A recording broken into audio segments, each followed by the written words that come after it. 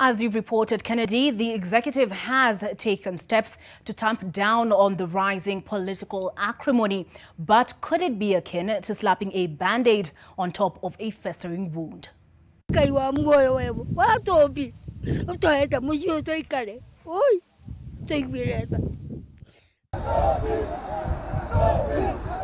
Memory can be a fickle thing.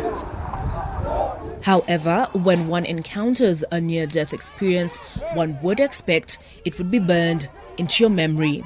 But if the bloodletting witnessed on Sunday, the 4th of October 2020, at Muranga's kennel is any indication, then our collective recollection of the 2008 post-election violence is fading.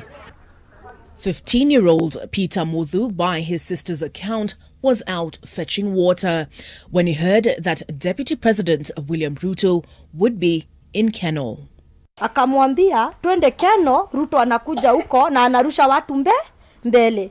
Christopher Kariuki, 21-year-old father of one, went to kennel hoping to put food on the table. Both he and Peter never lived to see another day, all in the name of political ambition in a bandit economy.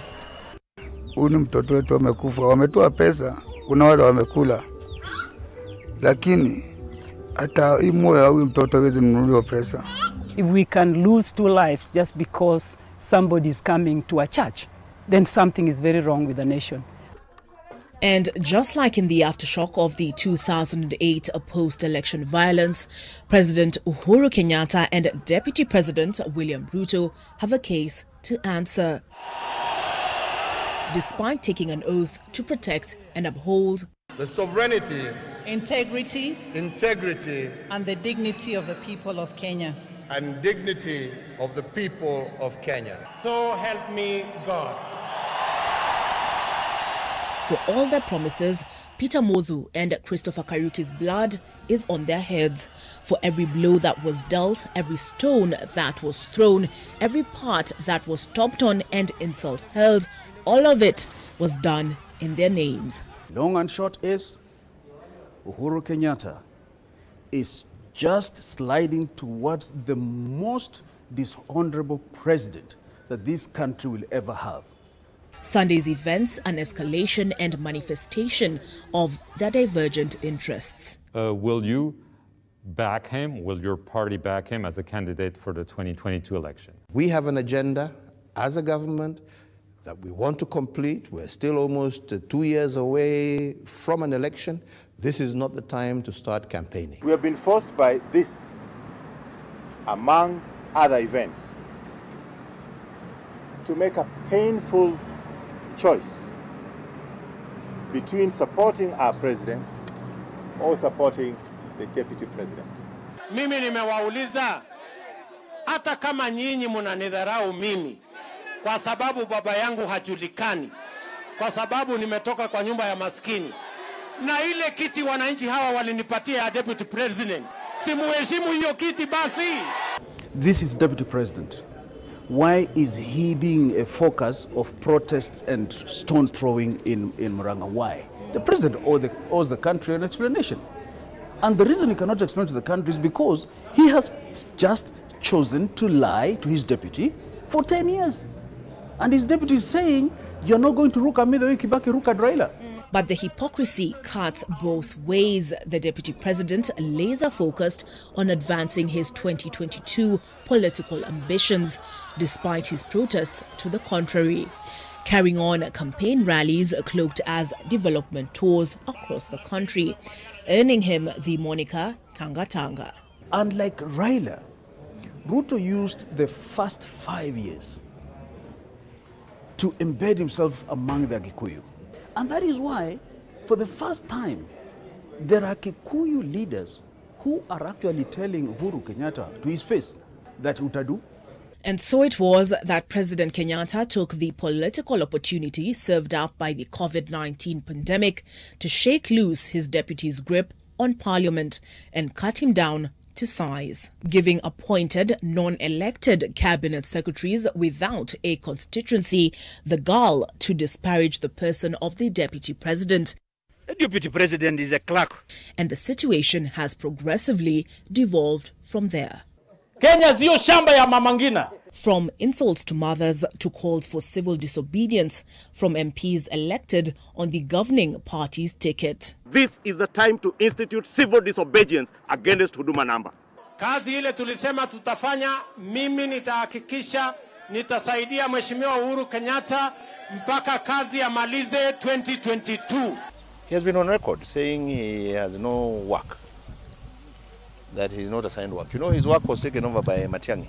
The two-faced political class fanning the embers of historical injustice when it suits their purposes, and then feigning innocence when their base takes their cue and blood is shed. Having framed their political interests as do or die, BBI or hustlers versus the dynasties, as Kenya once again finds itself on the precipice at the hands of ICC indictees Uhuru Kenyatta and William Ruto. Mheshimiwa Uhuru Kenyatta na mimi tulienda kanisani, tukapiga magoti, tulikuwa na shida mingi, tukawa na washindani wakubwa. The way they walk together in similarly colored ties and shirts, the way they all together randomly condemned Raila as Vitendawili na Mganga, they must sit down again and agree. But where would that leave the BBI promised land and Ruto's hustler uprising? If you take this propaganda of dynasties, hustlers versus dynasties, or Wilbaronomics, this is merely a propaganda to mobilize the population. But as you mobilize the population, you are mobilizing them towards what? When you are told that BBI will rescue us, you are being told by the people who cannot even respect court orders. BBI will bring us 35%. Come on, tell it to the birds. You can't give the 15% in the Katiba. ODM party leader Raila Odinga, who fashioned himself a champion of the downtrodden, too stands accused of taking Kenyans for fools. Raila Odinga has come into government practically playing the number 2, elbowed Ruto out, and he's now telling Kenyans that those people who are opposing the BBI are power hungry. Okay? They are opposing a document they don't know yet. Come on. Similarly, why is he telling us to support a document we don't know? The problems of us killing each other that began in Murang'a are problems of Honorable Uhuru Kenyatta and Honorable William Ruto. Period. Raila Odinga has come in just to fan the flames. And as in 2008, the Kenya police are again on trial.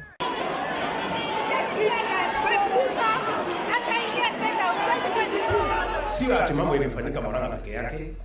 Nilienda Kisii, vijana wakapangwa, wakawasha moto, wakaleta fujo. Nilikuwa niende hapa Kajiado, watu wakapewa vitisho na county commissioner wa huko. When Hillary Mutyambai says that Honorable Dindi Nyoro should be arrested, Honorable Alice Wahome should be arrested, you ask yourself, at what point has he made enough investigations to arrive at that conclusion? They are creating a bomb.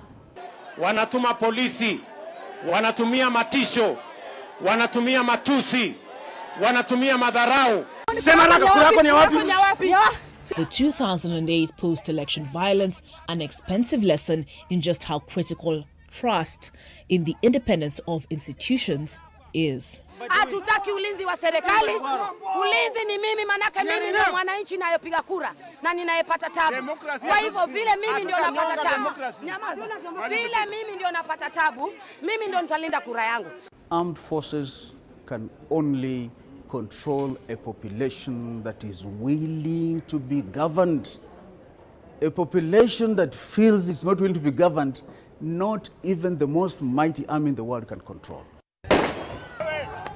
All that said, sovereign power belongs to the people of Kenya, and so does the capacity for rational thought. Citizens should be asking about what was the budget allocated to my ward. The thinking remains very centralized. Lest we forget, choices have very real consequences. Our problems are simple as Kenyans. We have no food, we have no money. Because Jubilee government has mismanaged the economy. Olive Burrows, NTV. And that is the state of our political landscape.